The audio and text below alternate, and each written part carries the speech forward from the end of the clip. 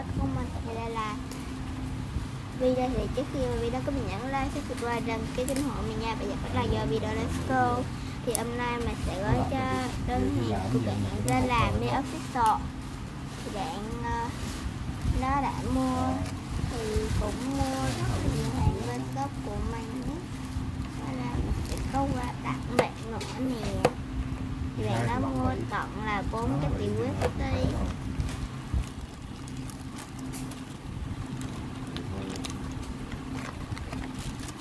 Đây là những vật mình sẽ gói cho bạn.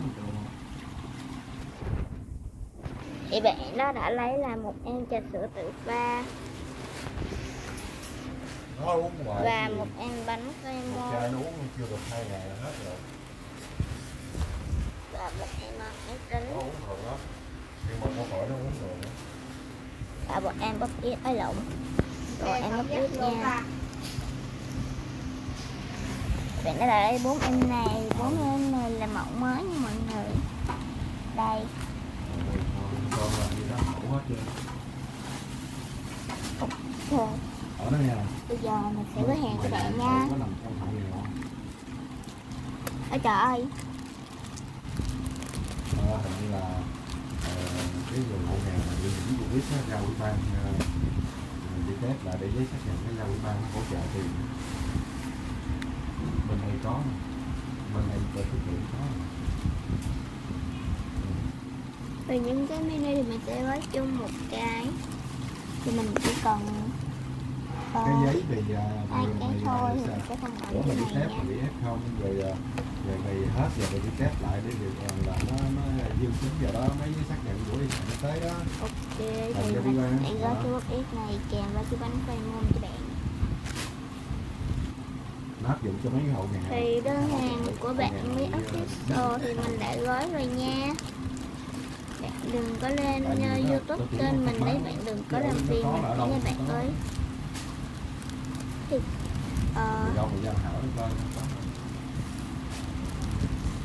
ai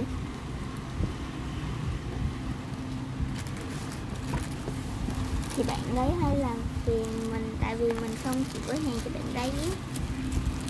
Rồi bây giờ mình sẽ gói hàng cho bạn đấy luôn, đợi cho bạn đấy khỏi làm phiền mình cho đỡ mệt. Chứ bạn đấy làm phiền mình quá à. Con dắt xe vô đi để cho nó đường hoài.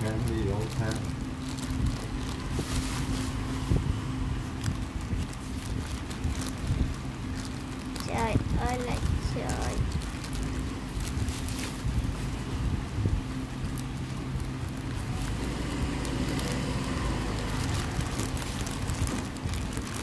Thì mình đã xong rồi. Rồi bây giờ mình sẽ gói vô một cái bịch cho bạn. Thì mình sẽ còn dán băng keo nữa, quên ấy. Mình sẽ có quà tặng cho bạn nha. Quà tặng bạn thì mình sẽ để mình sẽ gói sâu ấy. Tại vì bây giờ mình phải dán băng keo vô cái đơn của bạn.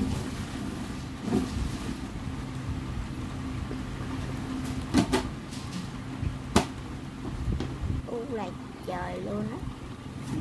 Thì mỗi lần mà mình có hàng thì mình mất đến 3 phút đến 4 phút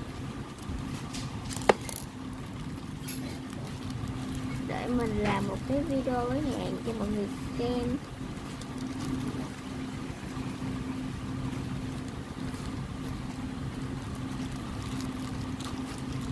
Thì hiện tại mình đã hết băng keo trong, là mình sẽ sử dụng là băng keo hai mặt nha.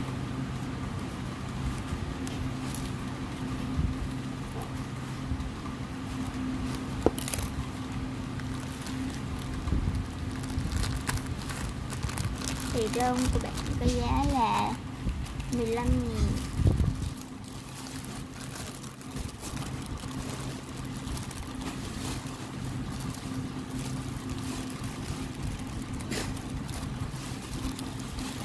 Ngày mai thì mình sẽ làm một video báo giá của Wixi mẫu mới cho mọi người, để mọi người ưng mẫu nào thì mọi người lựa mẫu đó nha.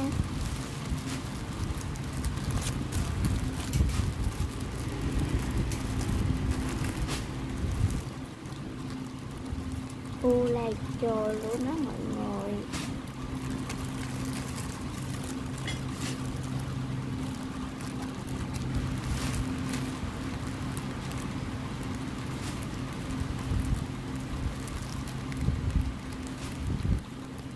Thì video này có vẻ là dài, tại mình làm tới 5 phút lận, nên là có vẻ là dài.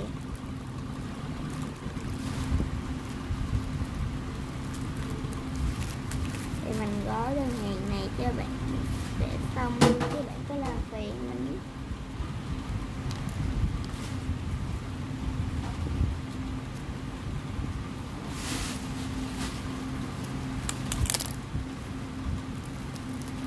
Thì những cái bình luận đó thì mình đã xóa rồi.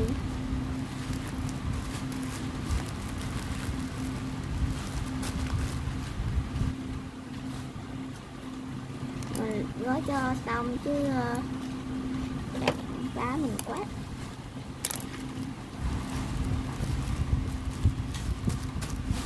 Trời, ăn rót nước muối ra cho nó súc miệng đi.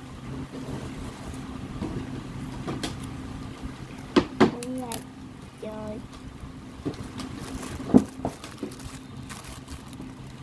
Gai đơn hàng của bạn đã xong rồi nha. À quên nữa, quên quà của bạn. Trời ơi chết rồi, quên quà của bạn rồi. Quà của bạn thì mình sẽ tặng cho bạn một. Qua đây mình sẽ lựa quà cho bạn nha. Thì mọi người nghĩ mình nên lựa chọn cái quà nào đây? Mình sẽ chọn cho bạn một cái món bánh dâu này nha. Bánh dâu này cũng khá là mềm. Giờ mình sẽ u lại rồi đi cắt cái băng keo này cái.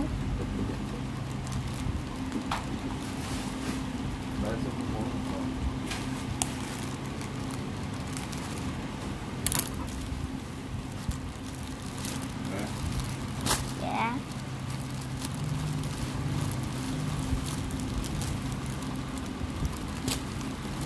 U lại rồi mỗi lần mà tôi phải tháo ra rồi dán lại là khá là mệt.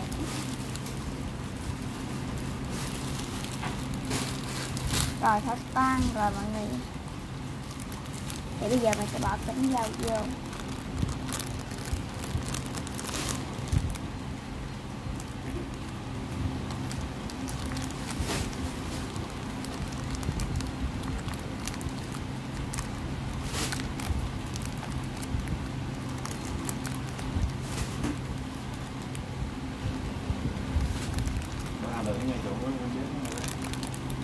Dạ. Thì mình gói cho xong luôn chứ video này tốn thời gian quá.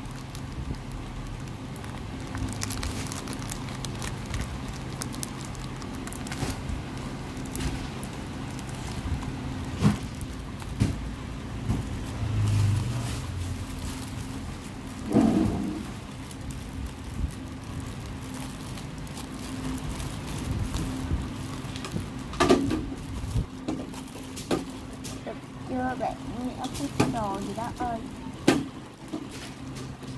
Thì mình cũng khá là mệt mỏi với cái đơn của bạn. Trời ơi, giờ mỏi cột lắm luôn á. Để có thể gói được đơn cho bạn.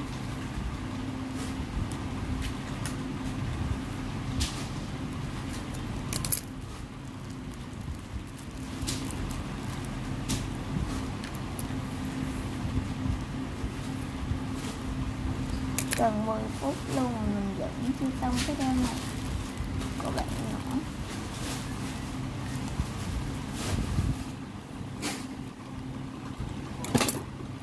Mình sẽ dán thêm băng keo rồi mình sẽ kết thúc video tại đây.